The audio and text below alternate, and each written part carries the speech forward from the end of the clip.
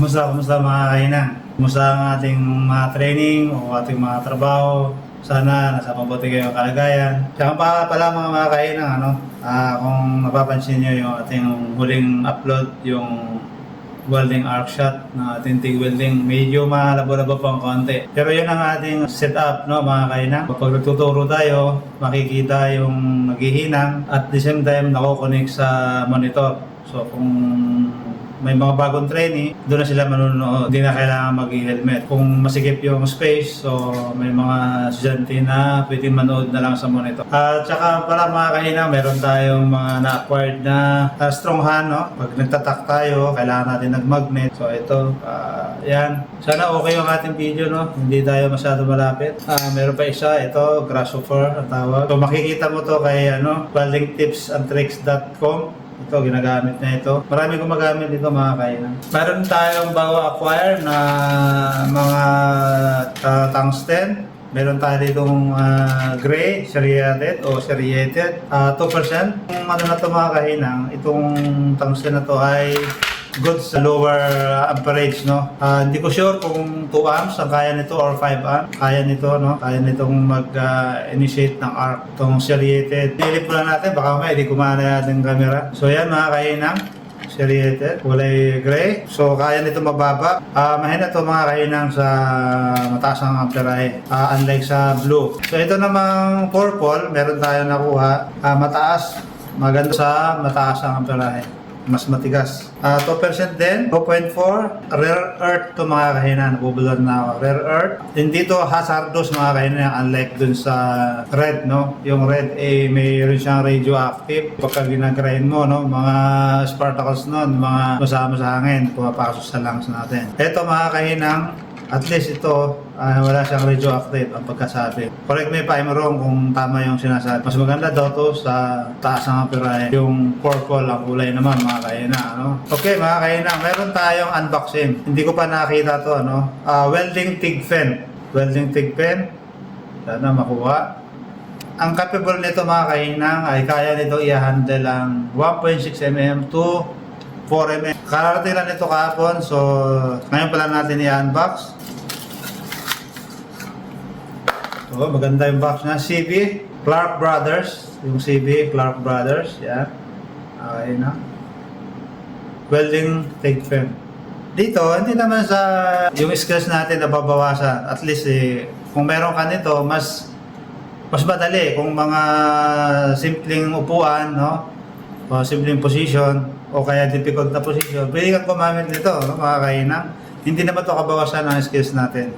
Dapat marunong ka rin talagang mag-fit nang wala ito.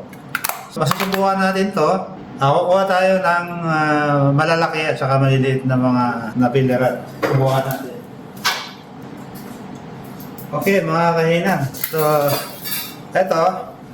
Meron siyang, ito yung iniikot natin, pag ganon, hindi siya pa-push. Pag ganon, pagka nagka-pipit ka. So, may butas dito sa banda rito. Palabas din sa dulo. So, subukan muna natin sa 1.6. Ayan. Medyo stable siya, mga kahinang, So, pagka nag-push tayo, ayan. Okay. Pagka pinush natin pa forward, magre-reverse siya. Ayan. Ayos nga, mga kahinang, Ayan. Lalo pagka alam nyo ng mga ating ihinangin, kailangan natin na mas malaki ang pit, mas mahabang pit. So, mas maganda siya. Yan mga kahinang, yan, gumugulong tong rubberized na to kapag ginagalaw natin. Ayos siya sa 1.6. Okay. Sunod natin ay 2.4. Kuha tayo ng 2.4 mga kahinang. Okay.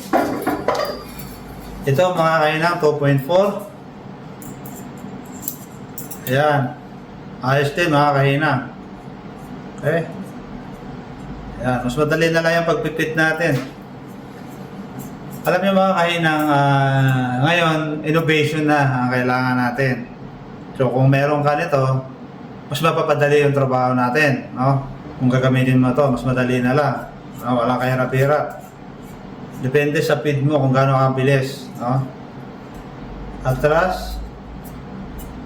Ayan, atras siya. Depende kung gaano ka mag-push. Ayan. Okay. 2.4 to 3 mili. 3 mm.